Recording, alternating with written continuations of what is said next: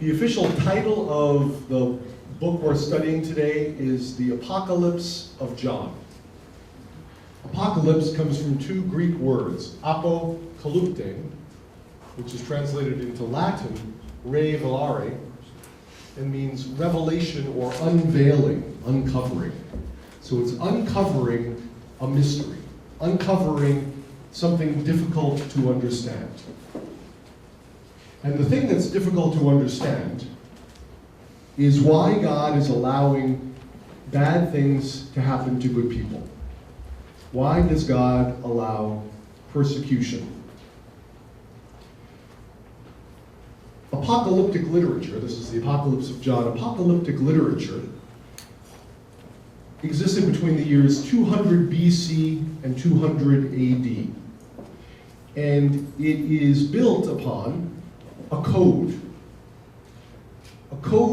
of symbols and numbers that the Jews used during times of persecution. You know, if you want to convey your faith, and your faith is illegal, you got to be careful how you convey it. You've got to somehow veil it, conceal it, so that if anybody catches you with a document that is encouraging faith, you won't be persecuted for it. So we think that during those years of persecution, because the Jewish nation was persecuted by several empires, a vocabulary of symbols and numbers developed that could convey messages that would be inscrutable to people who didn't know the code. And since the book of Revelation is written at a time when still many, if not most Christians, had Jewish roots, the Jewish code is used in this apocalyptic literature. Think of it this way: if you're bringing a message to a community, and a police officer stops you on the road, and you've got this document that is clearly a Christian document, and Christianity is illegal, you're going to go to jail. But if you've got this letter or book and code, and it sounds almost cartoonish, it's so ridiculous, the police officer might think you're developmentally delayed. What are you doing reading this comic book? Go away. And so you get off scot-free, because the police officer didn't get the code. But because of the fact that it's in code, it's subject to a lot of misinterpretation. Let me give you a Reader's Digest version of the plot of the book of Revelation. A great beast rises from the sea with 7 heads and 10 horns, and each horn has a crown on it. And the beast is said to combine the characteristics of a leopard, a bear, and a lion.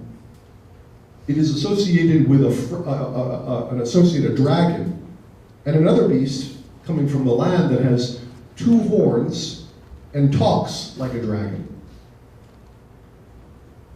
A great prostitute is seated on many waters, and at the same time seated on a beast with 7 heads.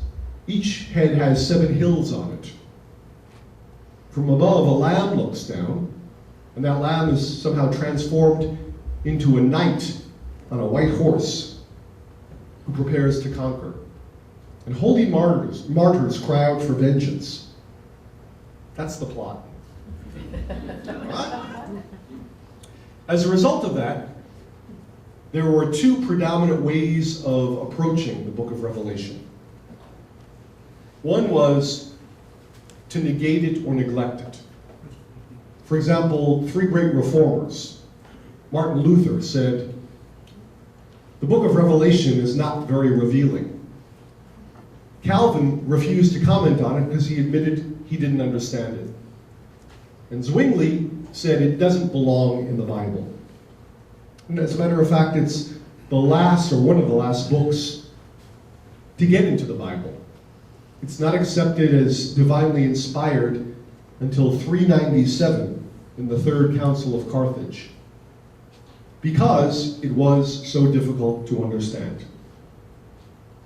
The other way that people tend to approach it which is the worst way. I mean, it's one thing to admit you don't understand it. That, in a sense, is humility. But another way is to kind of superimpose your issues on it, as if it were an ink blot test. You know, you go to a psychologist, and the psychologist gives you an ink blot, and you say what you see, and the psychologist can tell by that what your issues are. Well, people superimpose their issues on it. For example, there was a group called the Millerites, who were started by William Miller. And William Miller saw that the book of Revelation predicted the end of the world.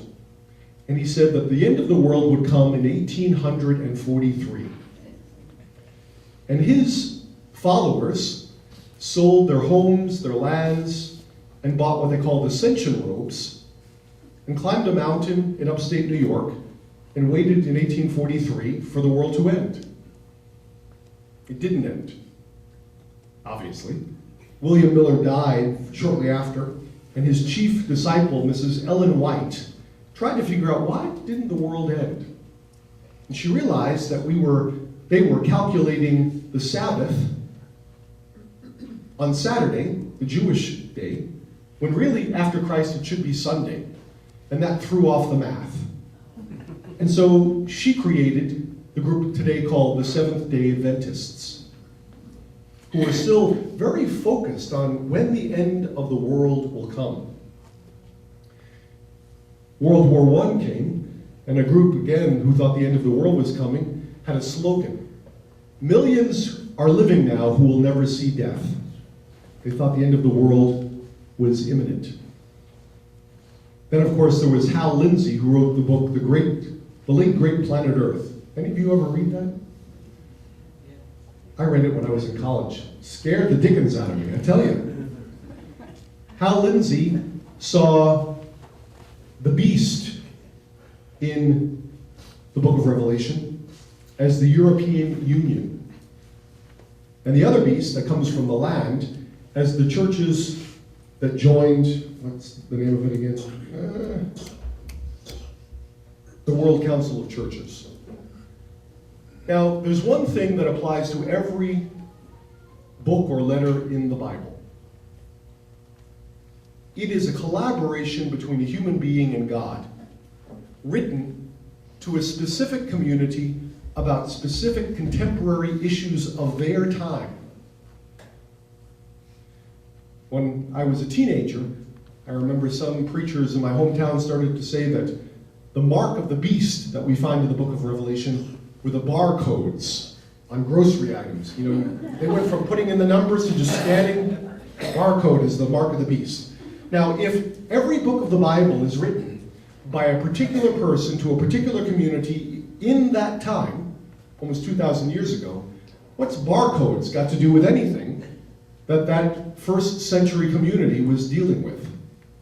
So you see, we sometimes superimpose our issues as if it was written to us, and the previous 1900 years of people didn't matter. But the book of Revelation got in the Bible because it did matter.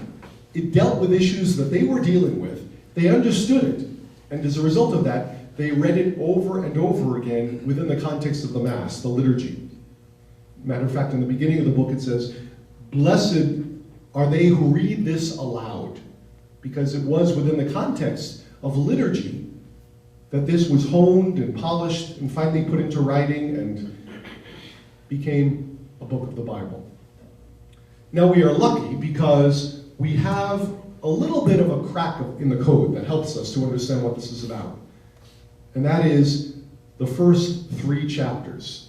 We think that maybe the first 3 chapters originally were not part of the book because they kind of give away what the book is about. They may have been added later, or they may originally have just been separate and were appended on. But the first 3 chapters are 7 letters to 7 churches. And all of these letters basically say, I know you're being persecuted. Don't give up. Don't lose the faith. Don't be intimidated. Stay strong. And in each one of these letters, Jesus says to the community, because the letters are written in the voice of Jesus speaking to these communities. And he says, I will give the crown of life to those who persevere. I will never reject those who refuse to reject me. The victory that I have won, I will share with those who are faithful to me. In each one of the 7 letters, there's a sentence like that reminds the folks that even though persecution is really tough, at the end of this Good Friday, there's an Easter Sunday. At the end of this persecution, Christ is ultimately the victor. Each of the letters says that Easter was really the end of the war between good and evil. And this period of persecution is simply a mopping up of the last vestiges of evil. Evil may not realize that, but Jesus is saying that is in fact the case. And you are at the end of the war. You're still being persecuted because evil refuses to give up, but the die is already cast. The war is already practically over. And that gives us kind of a crack in the code to help us understand what the book of Revelation is all about. And I think it gets into the Bible because all of us feel persecuted at times. All of us suffer at times. So this book is really about the mystery of suffering and the fact that suffering is a temptation to despair, to lose faith. And so the book remains valuable for each and every generation because whether or not it's suffering or a real outright persecution, there is the temptation to give up. And Jesus is saying, I didn't give up on you, don't give up on me, even though you're being persecuted. In the end, we're going to win together. So let me just give you, for example, in the very first chapter, a code. Oh, and by the way, as I said, it's written for that first generation. And it says in the first chapter, all these things must soon take place. If that's right there in the first chapter, you think people would say, okay, well, this is about stuff that happened in that first century. But yet we still have people who say, no, it's all about stuff that's happening in the 21st century. I think 2,000 years later is not soon. So we got to be careful to try to go back into the mindset of the original writer and the original reader, because that's where the truth of what this is all about. So let me give you an example of apocalyptic or code language. Then I turned to see whose voice it was that spoke to me. And when I turned, I saw 7 gold lampstands, and in the midst of the lampstands, one like a son of man, wearing an ankle-length robe, with a gold sash around his chest. The hair of his head was as white wool or as snow, and his eyes were like fiery flame. His feet were like polished brass refined in a furnace, and his voice was like the sound of rushing water. In his right hand he held 7 stars. A sharp 2-edged sword came out of his mouth, and his face shone like the sun at his brightest. Okay, let's unpack that. We read later, we're given a hint that this is all symbolic because the voice says later, the 7 gold lampstands are the 7 churches of Asia Minor, and the stars are their protective guardian angels. So we're told, okay, we got to read this as symbols. Those are the only 2 unpackings we're given. The rest of the symbols we got to unpack for ourselves. We have to go back to the apocalyptic literature of the Old Testament, the book of Daniel, the prophet Ezekiel, and the book of Zechariah. They're all written in code at a time when the Jews were being persecuted. And to the extent that we can unpack their symbols, we can unpack what's being said here. So this is the voice that's going to write the letters, that demands that John write the letters. So who is it that we're talking about? One like a son of man. Any Christian knows that Jesus called himself the Son of Man. He's wearing an ankle-length robe. In the book of Exodus, we read that priests who minister before the throne of God must wear an ankle-length robe. So this voice is a priest. Jesus is God's high priest. He's got a gold sash around his waist. Gold has 2 symbols in this apocalyptic literature. Gold is royalty, as it still is today, and Jesus is not only priest, he's also king, and gold is victory. So right away we're given the idea that this voice is victorious, and this voice is going to tell us throughout the book of Revelation that if we stick with him, we'll be victorious as well.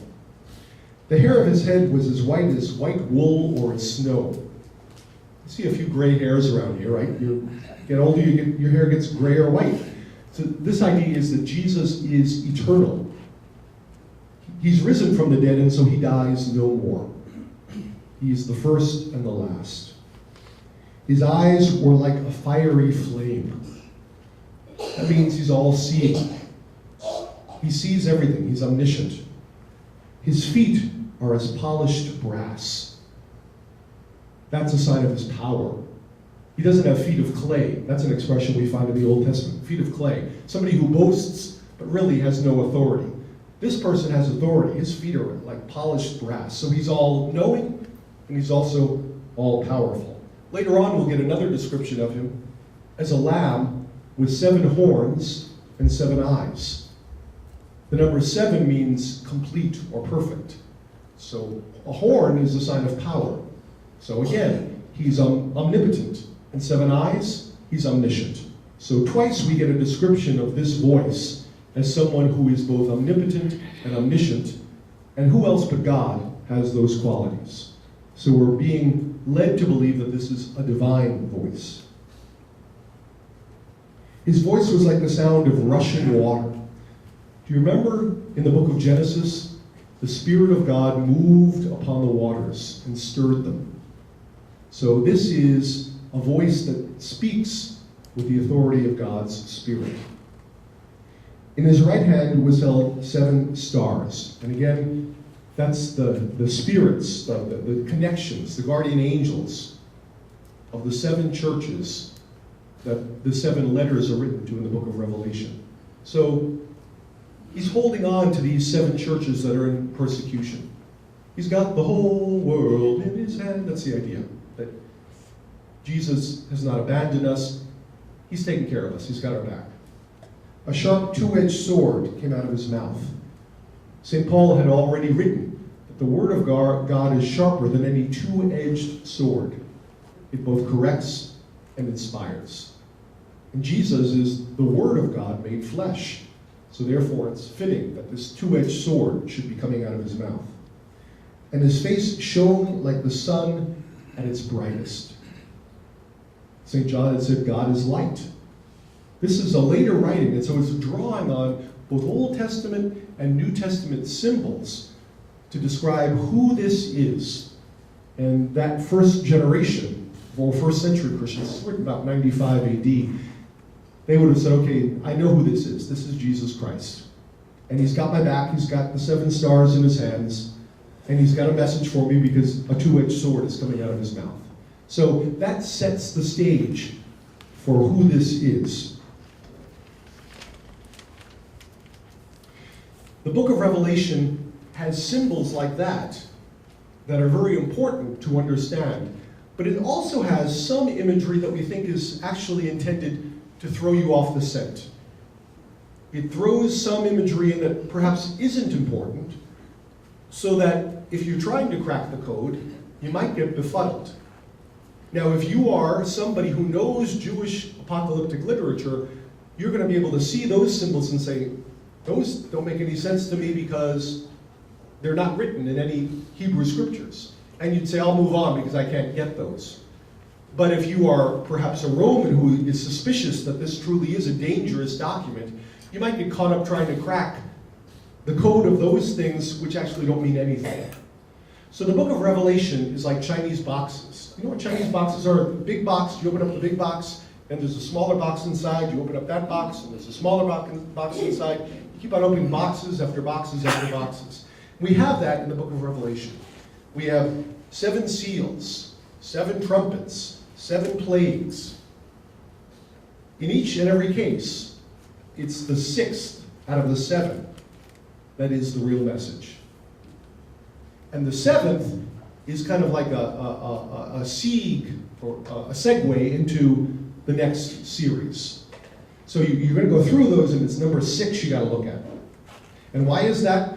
Because 6 is a symbol of 1 short of a full deck. 7 is perfect and complete.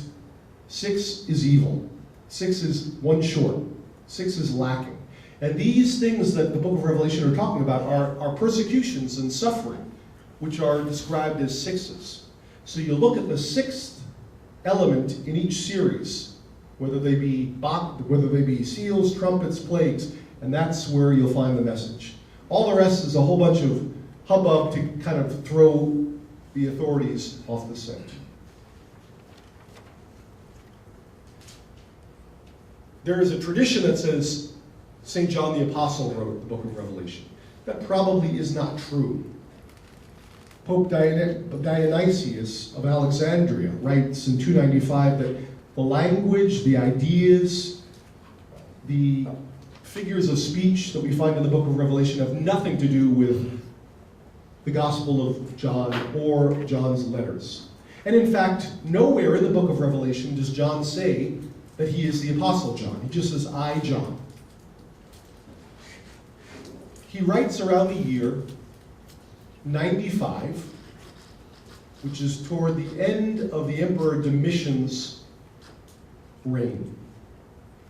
Domitian was an emperor with a fairly poor genealogy.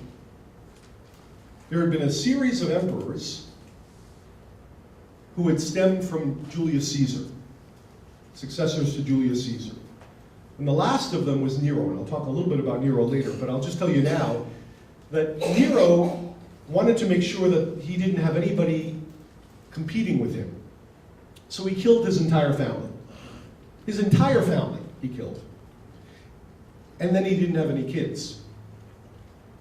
And then, because he was such a bad emperor, there was a civil war, and rather than be captured and have done to him what he had done to so many, he had his secretary, Epaphroditus, stab him with a knife, and he died. That left the Roman Empire with no person that was a descendant of Julius Caesar. And there were a series of generals that vied for control of the empire. Meanwhile, everything falls apart because there is a massive civil war going on, and the mail isn't being delivered, the aqueducts are falling apart, you can't get water, there's no garbage disposal. I mean, everything just falls apart. And people really fear that the Roman Empire is going to hell in a handbasket and they're going to lose their culture. And finally, the Roman Senate, which had been subdued by Julius Caesar and his successors, kind of gets up the gumption to say, okay, we're going to do something. We're going to decide who is the next emperor. And while all these generals had been fighting against each other, and meanwhile killing civilians, anybody that the general thought was against him, he would kill. So Romans are dying by the masses in the streets.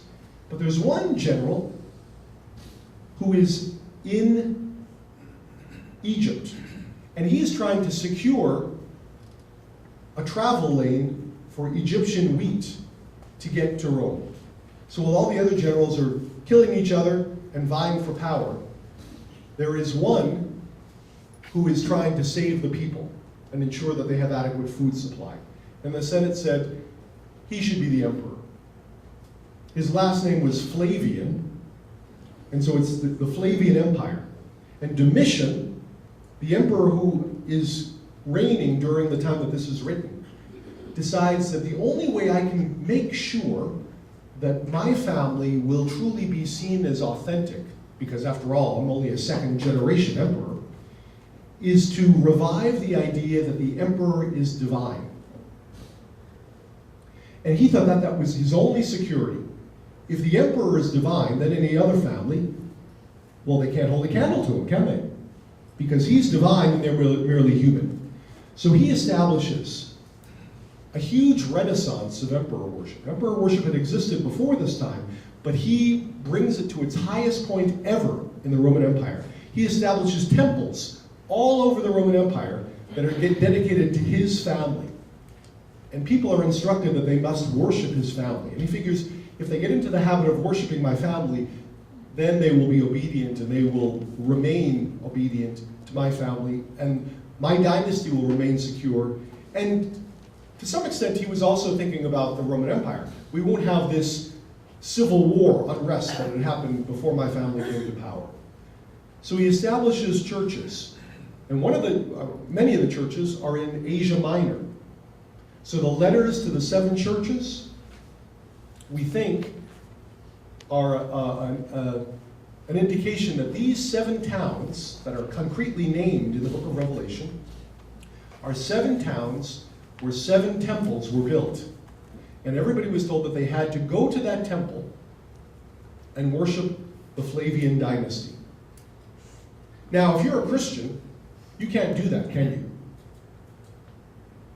It's either Jesus or the Flavian dynasty, not both. So when Christians refused, they were persecuted. They were even executed.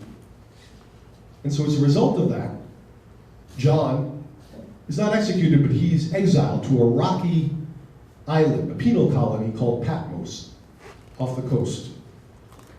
Not a very pleasant island. It's not a seaside resort. It's a penal colony. And there he writes back to the folks that he was exiled from, Jesus is telling you to stand firm. Don't give in. Don't worship this evil empire or its emperor. Remain faithful to Jesus.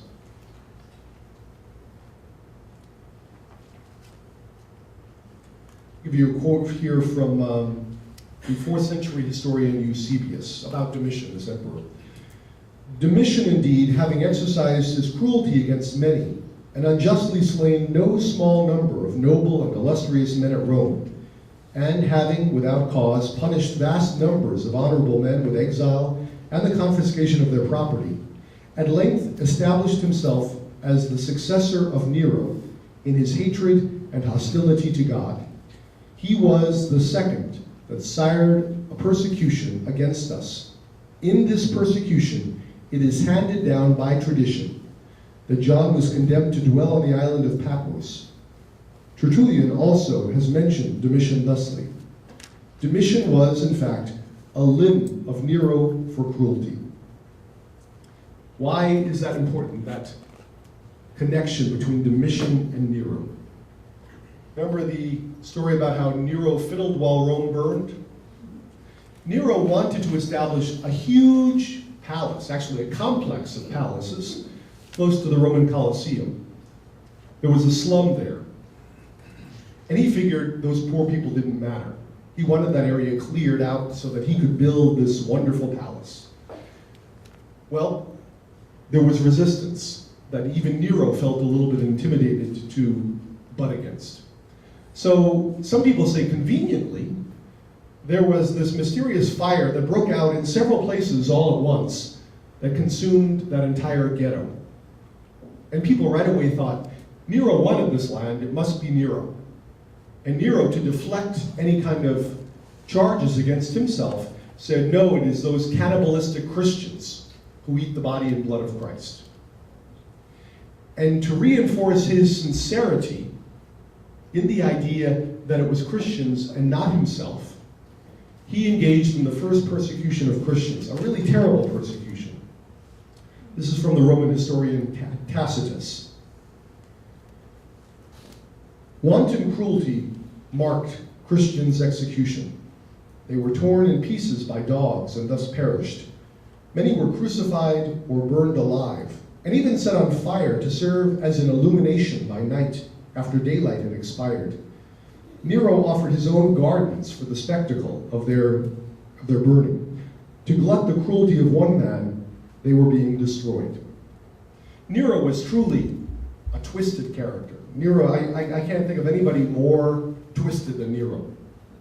Nero would, as a game, he thought it was a game, he would have animal skins put on his body. He'd be put in a cage, as if he were like a bear, and there would be Christians who would be shackled hand and foot so that they couldn't move. And he would come out of the cage with a knife, and he would slowly cut up the Christians, slowly putting them to death, but very slowly so that they really had to suffer. So Nero was truly a twisted person. He was a rapist. Like I said, he murdered his entire family. There was a very young boy that he thought was attractive, and he didn't want the boy to grow up and lose his feminine characteristics, so he had the boy castrated. Then he had the boy dressed as a woman, and he claimed that this boy was his wife. They had a marriage. ceremony, and the boy eventually committed suicide because of how he was abused by Nero. So Nero is a terrible person, and as a result of that, finally there is a civil war. And Nero thinks that the Senate has won the war.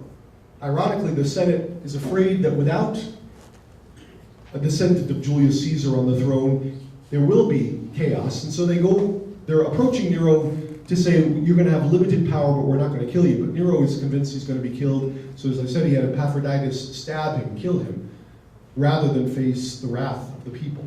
And when he dies, something unprecedented, because like I said, there had been worship of the Caesars before this.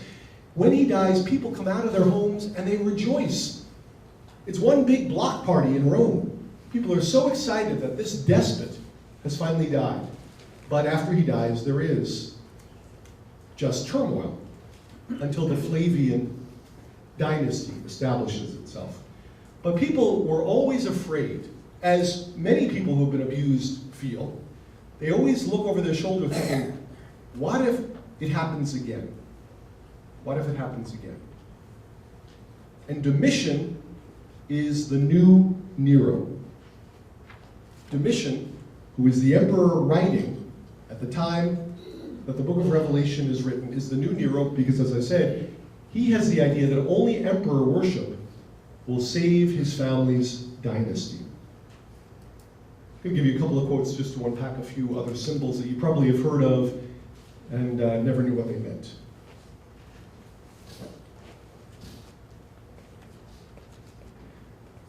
A voice said, "Do not damage the land or the sea or the trees until we put the seal on the foreheads of the servants of our God." I heard the number of those who had been marked with the seal. 144,000 marked from every tribe of the Israelites. 12,000 were marked from the tribe of Judah, 12,000 from the tribe of Reuben, 12,000 from the tribe of Gad, 12,000 from the tribe of Asher, 12,000 from the tribe of Naphtali, 12,000 from the tribe of Manasseh, 12,000 from the tribe of Simeon, 12,000 from the tribe of Levi, 12,000 from the tribe of Issachar, 12,000 from the tribe of Zebulun, 12,000 from the tribe of Joseph, and 12,000 were marked from the tribe of Benjamin. After this I had a vision of a great multitude, which no one could count, from every nation, race, people, and tongue. They stood before the throne and before the Lamb, wearing white robes and holding palm branches in their hands. They cried out in a loud voice, "Salvation comes from our God, who is seated on the throne, and from the Lamb." Okay, there are 12 tribes in Israel, right? So we hear the 12 tribes in this reading. And the number 1,000 means totality, everybody. So who is being saved from this terrible persecution? All the Jews. Every tribe, all of them. And then we hear a great multitude that could not be counted from every nation. That's all the Gentile Christians. Domitian's dad destroyed Jerusalem and its empire. Vespasian was his name. He was the one that established the Flavian Empire. After he secured his position, he destroyed the Jews. He destroyed anybody that he thought might be opposed to him. So Domitian's dad had destroyed the empire, the Jerusalem and the Jewish homeland. So they're in need of saving. And also, and we knew that we were descended, Jesus was a Jew. We did not lose that idea that we were connected with the Jews. And then this countless number, the throngs from every nation, that's us. So the message is that there is a Savior out there who's going to take care of us, even in the midst of persecution. We read later on, John asks, these people holding these palm branches, what does that mean? Peace. We don't defeat evil with evil. We defeat evil in a sense with nonviolent resistance. Think of Gandhi, Martin Luther King. They didn't fight fire with fire. They put themselves out there and allowed themselves to be wounded, and the world slowly but surely became outraged. at the atrocities, and as a result of that, those who were in power were unseated. And so that's the idea. This is the very first non-violent resistance that we're going to see in history. We also read that this thousands upon thousands of people from every race and tribe, they're wearing white garments. And St. John asks, or John, whoever he is, asks the angel who's guiding this vision, who are they? And we read that they are the people who have washed their robes in the blood of the Lamb. And their robes have become so white that no bleacher, no fuller could dye them this white. So the color of white has a couple of images. It's innocence, and these people are innocent, they're being persecuted for no wrong. But the color of white suggests light. Remember, God is light. So they are connected to the divine. And they've washed their robes in the blood of the Lamb. What's that all about? That's baptism. So these are the people of the church, people who have been baptized. All of our forebears, all of our spiritual antecedents. Then I saw a beast come out of the sea with 10 horns and 7 heads. On its horns were 10 diadems, and on its heads blasphemous names. The beast I saw was like a leopard, but it had feet like a bear's, and its mouth was like the mouth of a lion. To it the dragon gave its own power and throne, along with great authority. I saw that one of the heads seemed to have been mortally wounded, but this mortal wound was healed. Fascinated, the whole world followed after the beast. They worshipped the dragon because it gave its authority to the beast. They also worshipped the beast and said, "Who can compare with the beast, or who can fight against it?" The beast was given a mouth, uttering proud boasts and blasphemies, and it was given authority to act for 42 months. It opened its mouth to utter blasphemies against God, blaspheming his name and his dwelling, and those who dwell in heaven. It was also allowed to wage war against the holy ones and conquer them, and it was granted authority over every tribe, people, tongue, and nation. All the inhabitants of the world will worship it, all whose names were not written from the foundation of the world in the book of life. Who is this beast? This beast, first of all, this beast is given authority by a dragon, and the dragon is the devil. The dragon is evil personified. And the beast is all the emperors. We read that this beast has 7 heads and 10 horns. And all the horns have crowns on them. And we're actually told that the crowns mean that there are 10 kings. Now, why would you have 7 heads and 10 horns? 7 of the kings had long reigns. 3, immediately after Nero, had very short reigns because civil war was going on. And each of them had a reign of less than a year. Nero was the 6th king. Caesar was the 1st. Nero was the 6th. Then there are these 3 little horns that don't last very long. And then the Flavian Empire starts. One head has been injured with something that appears to be a death blow, but recovers. Remember how I said the Roman Empire was falling apart and everybody thought this is the end of our civilization? But it recovered under the Flavian dynasty. So that's Vespasian, Domitian's dad.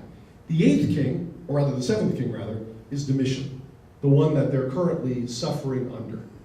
So this is a description of all of the Caesars that have existed since Caesar. And we read about how this beast utters blasphemy because ever since Caesar, there has been emperor worship.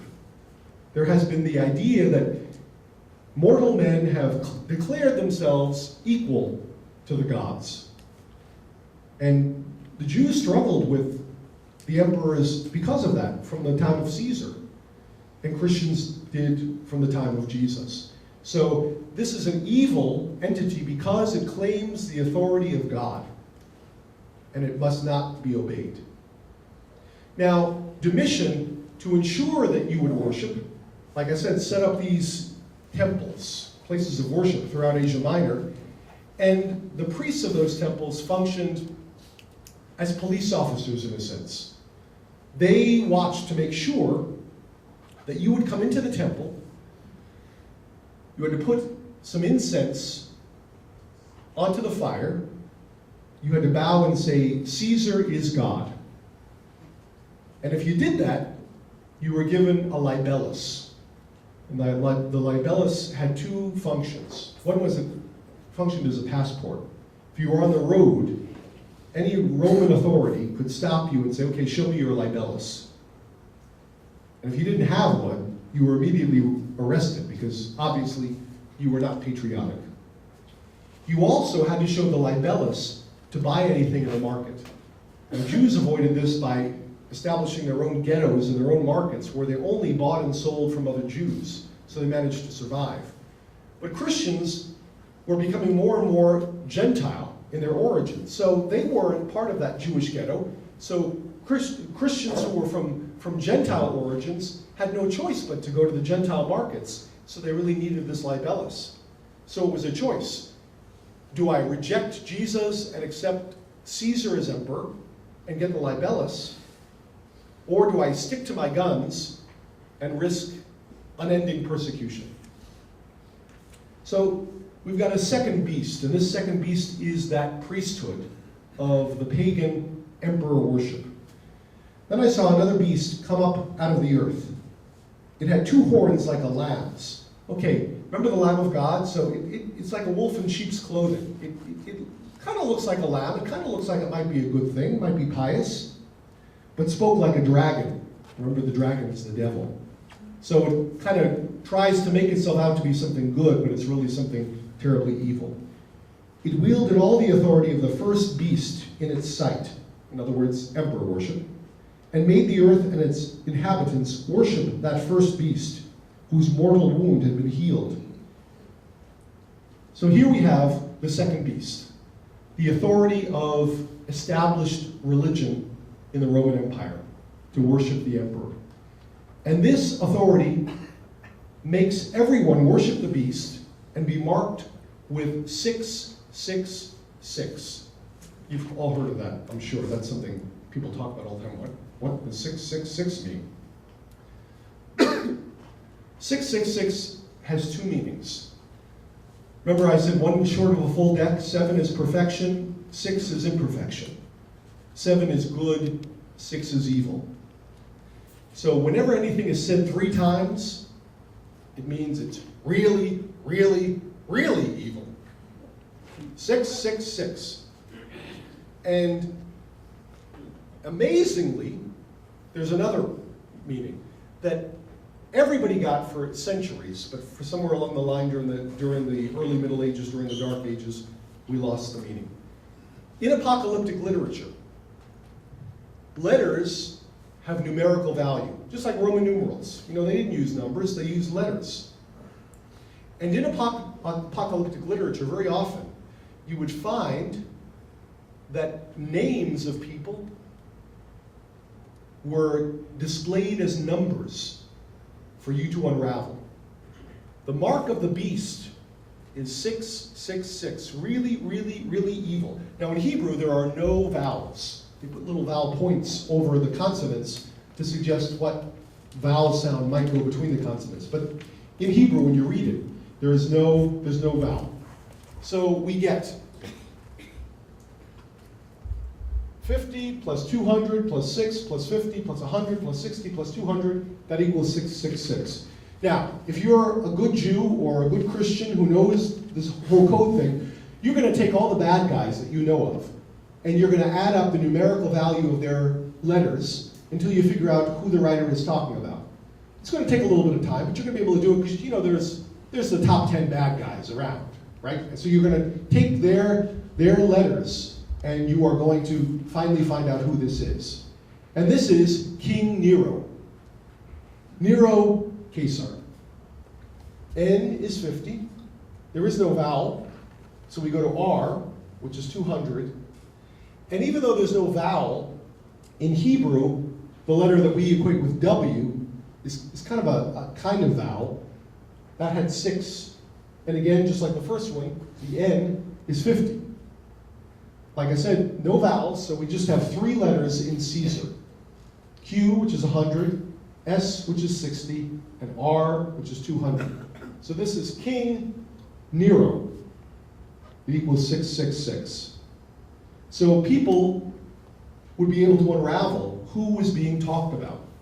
And they knew that Nero had been the first persecutor of Christianity, that Nero truly was a beast. And these people, this authority, this wolf in lamb's clothing, the one that looks like a lamb but speaks the voice of a dragon, the voice of the devil, is making everybody be marked with his name, King Nero.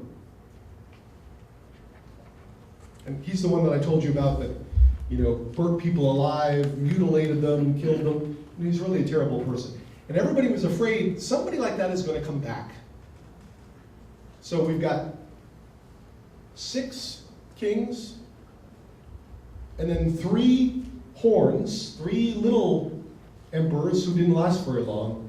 And now we've got the 7th, the Flavian dynasty, that is demanding worship again. More worship even than ever before. And this is the issue. How do we deal with the fact that we are being told we either worship Caesar or we worship Jesus? We can't worship both. Under Domitian, both St. Peter and St. Paul were killed. Or rather, excuse me, under Nero, both Peter and Paul were killed, sorry. Paul was beheaded. Peter was crucified upside down.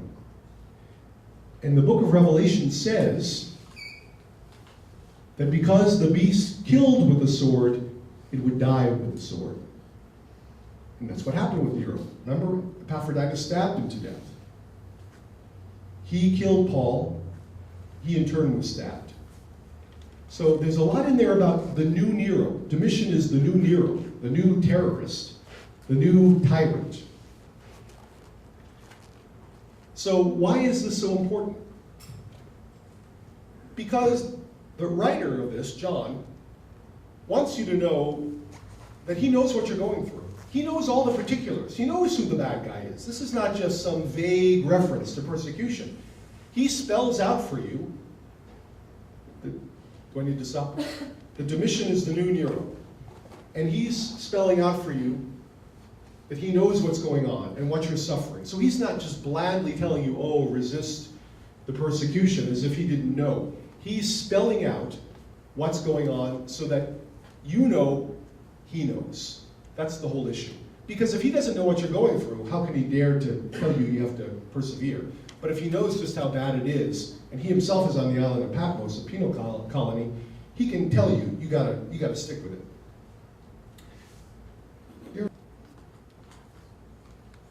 This is from chapter 12.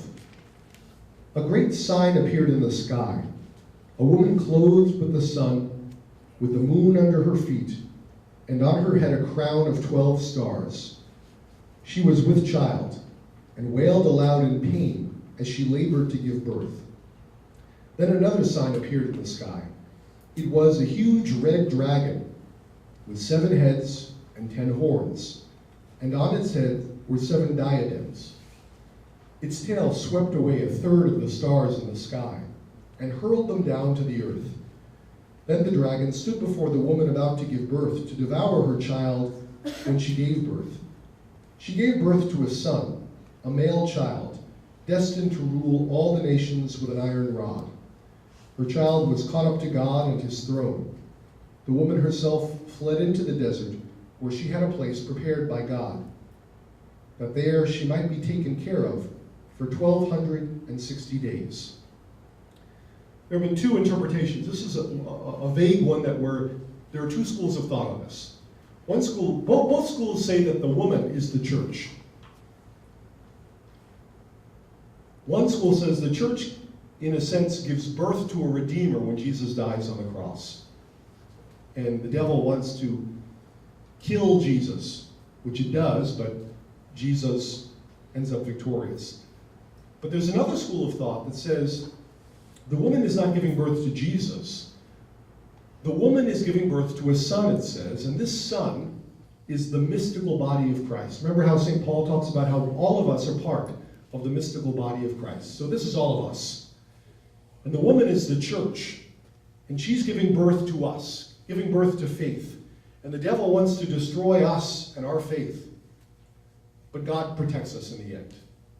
And the woman is sent out into the desert. Why is this important? Because that's exactly what happened. When persecution hit, there were 7 churches, 7 communities. They had fled from Jerusalem after the destruction of Jerusalem, and now they were in 7 communities. And when persecution hit those 7 communities, they fled everywhere. If you go to daily mass, maybe you heard this, I told this a couple of days ago.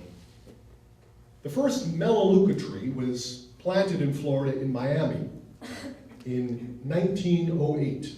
And for many years, there was no problem with it. It was a pretty roadside tree. And suddenly in 1967, 59 years later, they found a couple of acres of densely close Melaleuca trees on the edge of the Everglades. And they thought, we gotta get rid of these trees because they're becoming invasive, the state of Florida thought. And so the state set fire to them. But what had been forgotten was that Melaleuca trees come from a semi-desert area of Australia.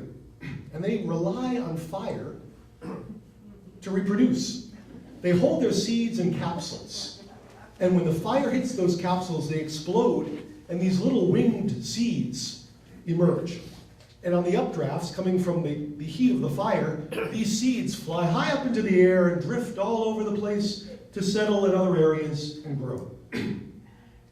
Later on, the state of Florida realized that those couple of acres on the edge of the Everglades had grown up because there was a fire close by in an established populated area. And one tree, one Melaleuca tree, had burned. And as a result of that, we had these few acres in the Everglades because the winds drifted all in the same direction, deposited the seeds, and they all grew up right there. So one tree could create several acres. What about several acres of trees? When they're set on fire, now 1/5 of all of the area of Florida south of the Lake Okeechobee is infested with the Melaleuca tree. We've spent millions and millions of dollars trying to eradicate it. That fire, you can see as the firestorm of persecution. When those 7 churches were persecuted, everybody fled everywhere. But they didn't lose their faith. They continued to hold on to their faith. That's why they fled. They refused to give in. So they repopulated new areas, and they brought their faith with them. And as a result of that, we truly became a Catholic church, a universal church. And the more we were persecuted, the more we moved on to new areas and evangelized new people. And as a result of that, the church got bigger and bigger and bigger. And in the end, the emperor said, if you can't beat them, join them. You know, Constantine saw in the sun the image of a cross, and he heard a voice, you will conquer with this sign. His mother was a Christian already. He became a Christian. Eventually, the Roman Empire went from persecuting Christians to establishing Christianity as the official religion. But don't be too pious about it. There's a political reason for this. By this point, we were the majority. By this point, all those little winged seeds had traveled throughout the entire Roman Empire, and Roman emperors couldn't demand that they be worshipped anymore because the vast majority of people thought, you're just nothing but a man. We only worship Jesus. So that persecution really did establish a new empire, in a sense, a Christian empire instead of a pagan empire. How about if you change the tape now and I'll...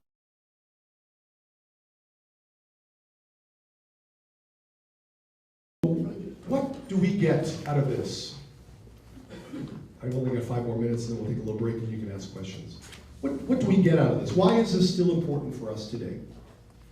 It's important for us because it challenges us to remember how difficult it was to be Christian and to honor those who went before us, who preserved that faith that we have received. And it challenges us to pass on what we have received, no matter how difficult that may be, to stick to our faith as those first Christians did, and to ensure that the next generation has access to it as well. It's also a recognition that might does not make right. You know, the Roman Empire was very strong, very intimidating, and those first Christians said, you know, just because you have the power to persecute me doesn't mean you're entitled to. Just because you have the power doesn't mean you have the truth. And sometimes many different nations can fall into jingoism, of thinking that because they're the most powerful nation, they're the most moral, most pious nation. That's what the Roman Empire did. They thought that they were superior to everybody. And we have in our own country that expression, my country, right or wrong. Is that really true? You know, do you want to stick with your country if it's wrong? Where is your allegiance? With Jesus or with Uncle Sam? You want your country to be right, and you want to help your country be right, but you're not going to just say, my country right or wrong, or else you're being like those Christians who gave in to the Roman Empire.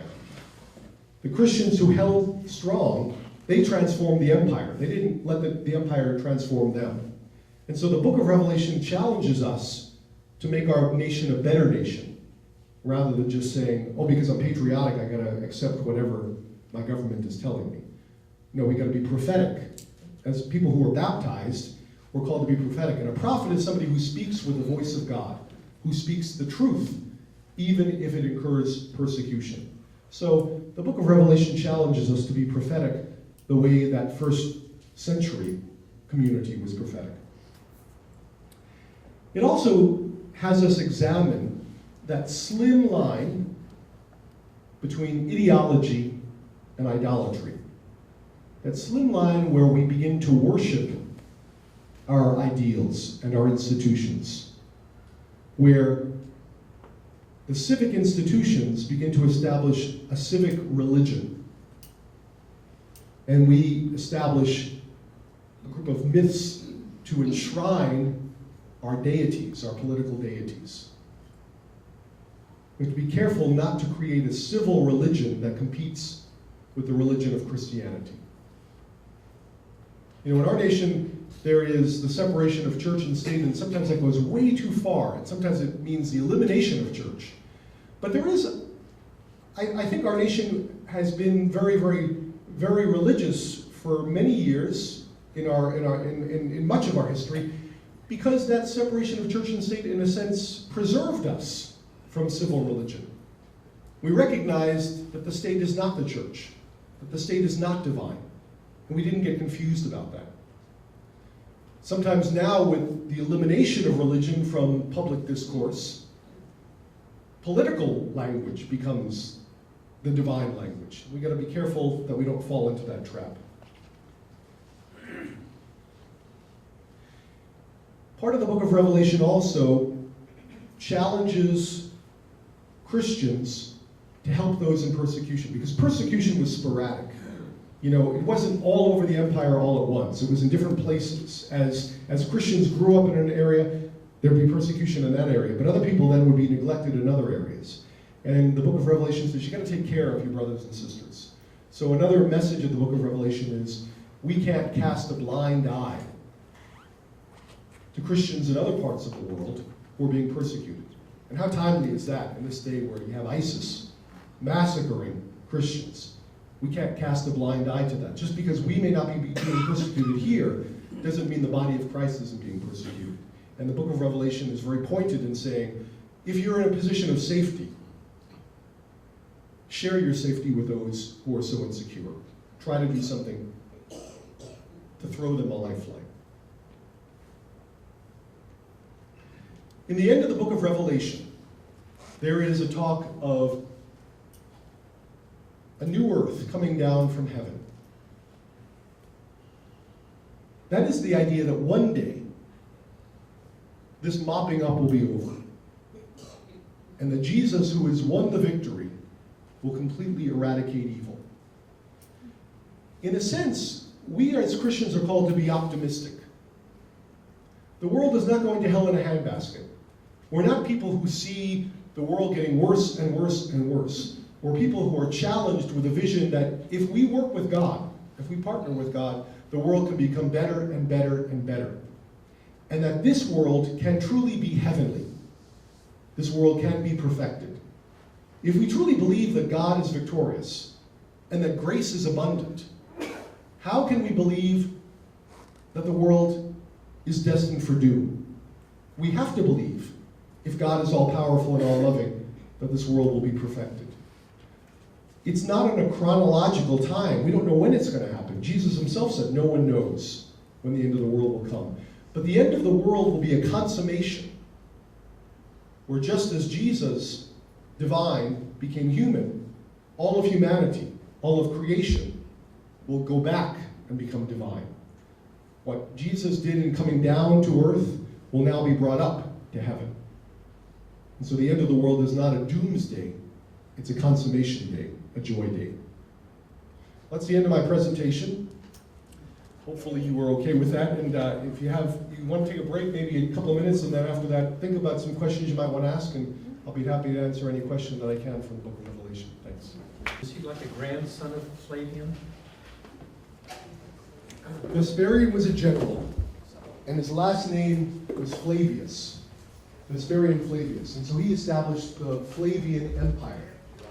Domitian was Vesperian's son. He's the second generation of the Flavian Empire. Thank you. And like I said, they were insecure because they weren't descendants of Julius Caesar, so they established or re-established emperor worship to try to secure their position.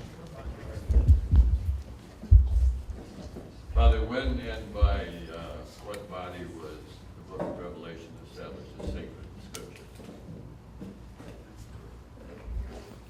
I gotta look at my notes again for the name of the council. Can you repeat the question, please? When and by what body was the book of Revelation established as part of the canon of the Bible? The Third Council of Carthage in 397, and it was reiterated by the Third Council of Constantinople in 680. Was that after the other books? It's not the very last book to be said to be in the canon, but it's one of the last books to be said to be in the canon. And in the year 397, it was much more understandable. Sometimes we lose documents and we recover them later as a result of archaeological digs and things like that. And scrolls inside of jars, like the Dead Sea Scrolls. Now we have access to church fathers, to writings, which clearly say, everybody knows that 666 means Nero. And everybody knows that the mark of 666 is the libellus. So people understood it. But then you've got, the Middle Ages, where so much is destroyed because of, barbarian groups coming in and sacking cities and destroying areas. Things are buried, and so they're lost until these archaeological digs recover them. So we've really gotten a lot of knowledge in the last century over what the document of Revelation means. Whereas before, people had no idea, and like I said, they would superimpose their own issues on it as if, oh, I think I see, this in here, and it had nothing to do with their issues, it had to do with the issues of that first century Christian community. Where does the term Antichrist fit into all of this? Well, Antichrist is against Christ. And Antichrist is actually not found in the book of Revelation. It is a description which came out later to describe the beast. Remember, there is the dragon, that is the devil. Then there is the beast from the sea, which is the dynasty of emperors. And then there's the beast of the land, which is the religious community, the religious priesthood, the civic priesthood that functioned as police to enforce emperor worship. And the Antichrist is the beast of the sea, the series of emperors. And they were given authority by the dragon, the devil, and so they demanded that they be worshipped. And so because they're demanding that they be worshipped, they're competing with Christ, who is the only human who truly deserves to be worshipped, and so they're called the Antichrist.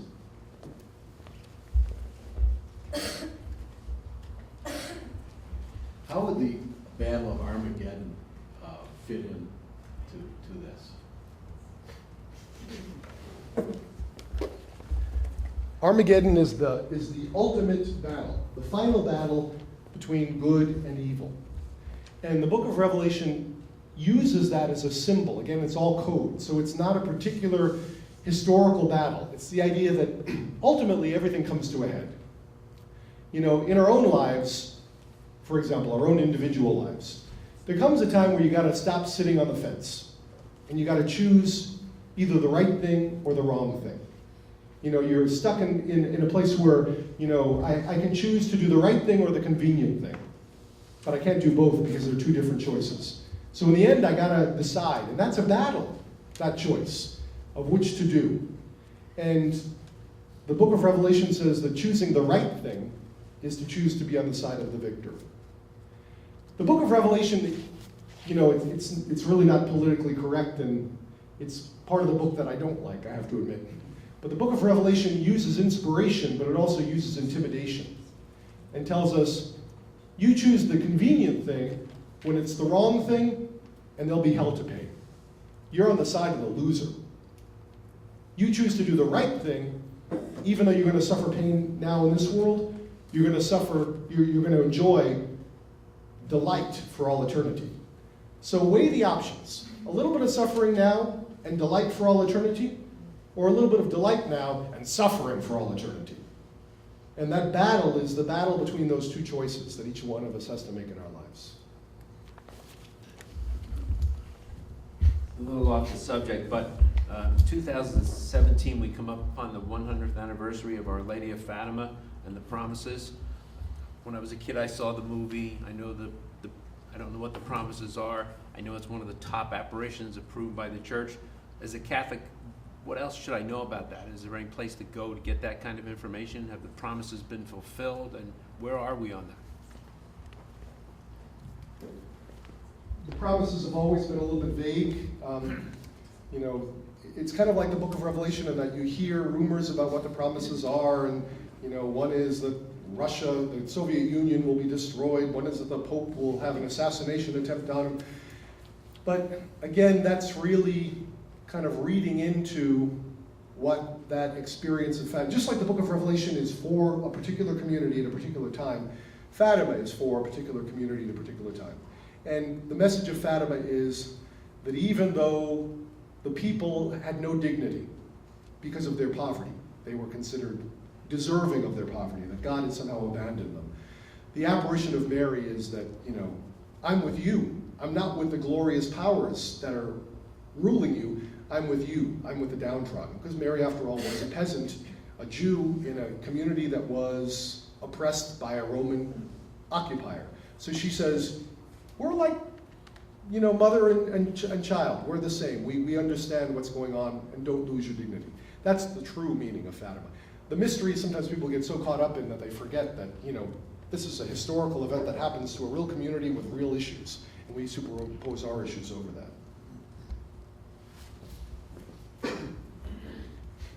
Father, thank you for sharing your extensive information about this. And I'm going to read my question because it's kind of long. You mentioned we have our own personal persecutions, but today I see as Catholics and Christians, we also are facing a communal persecution. When you look at our government and other institutions today, they are working hard to put the Catholic influence out of the public square on life issues and family issues such as abortion, same-sex unions, euthanasia, physician-assisted suicide. Our ministries are being limited as far as to follow the teachings of the church.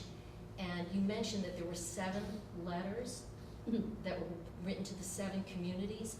Would that be a good thing to go back today in the condition we're in and read those 7 letters? Would they serve? Yeah. That's really a great question, and that's something that I neglected to say that I wanted to say. The 7 letters have the entire message. The first 3 chapters of the book of Revelation give us everything we need to learn from the book. Like I said, there may have been a time when the 7 letters were separate from the book, and they were put on the front to help people understand what the book is all about. But the 7 letters really do talk about having courage, having the courage of our convictions, refusing to be intimidated, engaging with the world, not running away from the world. So it's very much, what we're called to do today, and perhaps that's one of the reasons why we have it in the Bible. Although it's written for a particular community, and we can't superimpose our issues over it, understanding where they were, we can see how we're in very much the same position today. Like I said earlier, you can't say my country right or wrong. You've got to demand that your country face up to its wounds and find redemption and healing. And so the book of Revelation really does call us to do that. So it would be great, take out the book of Revelation and don't get caught up in the mysterious imagery that's so hard to read, but read those first 3 chapters, and you'll read about the problems that they had, about the challenges of Jesus, and what he's promising to offer us if we remain faithful to him.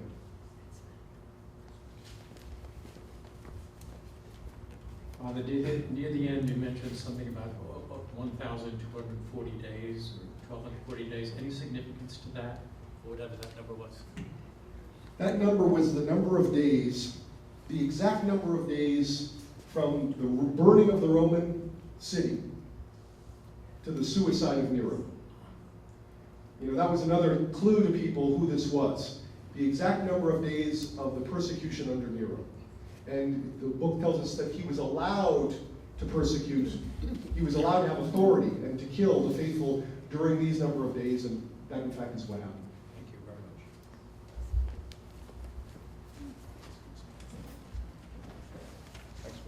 much. Actually, a couple of questions. One is, it's been 2,000 years since the 666 has been destroyed, Nero and the Roman Empire.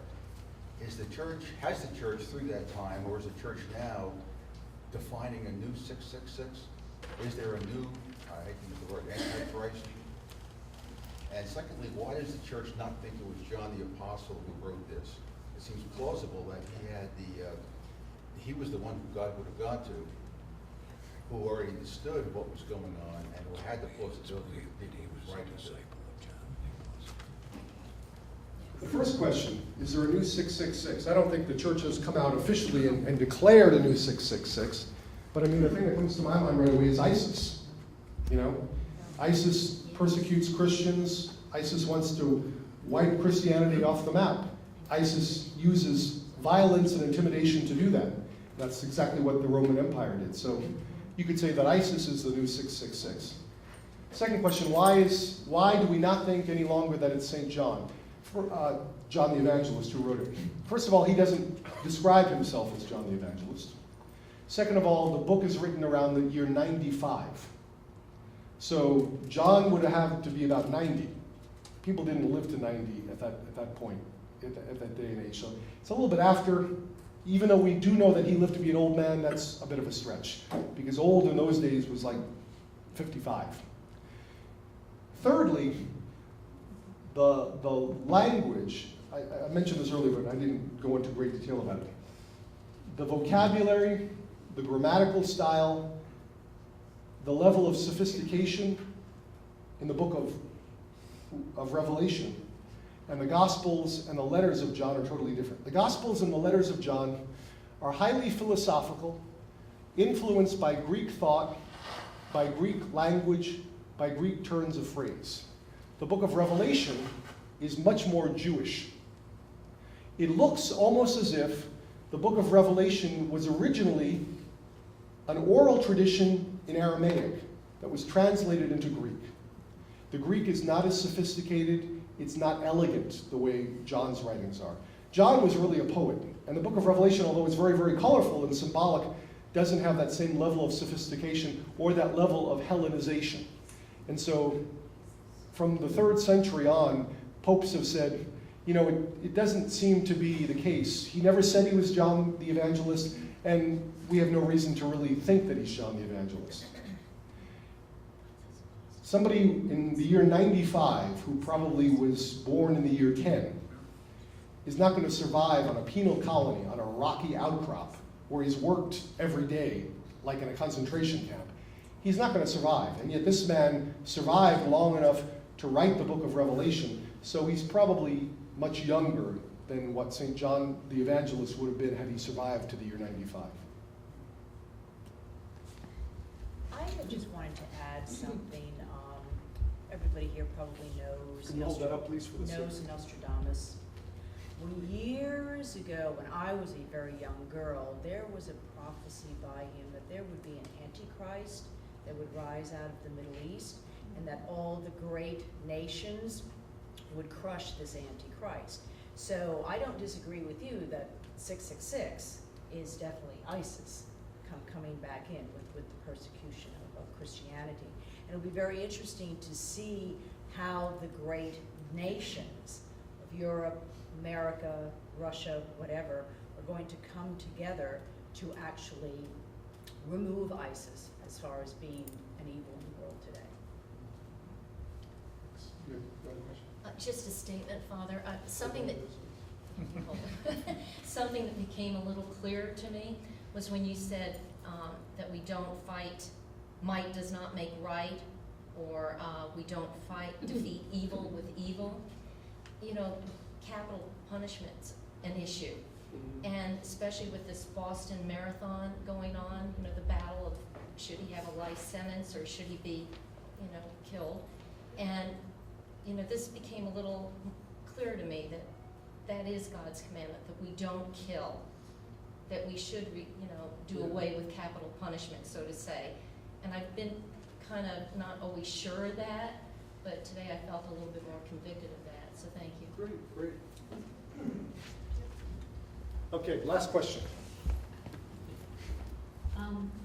I'm in the process of reading Scott Hahn's book, The Lamb's Supper, Supper of the Lamb. And he posits that the book of Revelation and the Mass are highly interconnected, that what we are being shown is the heavenly Mass in it, and that the way to fight evil is through divine worship, through true divine worship.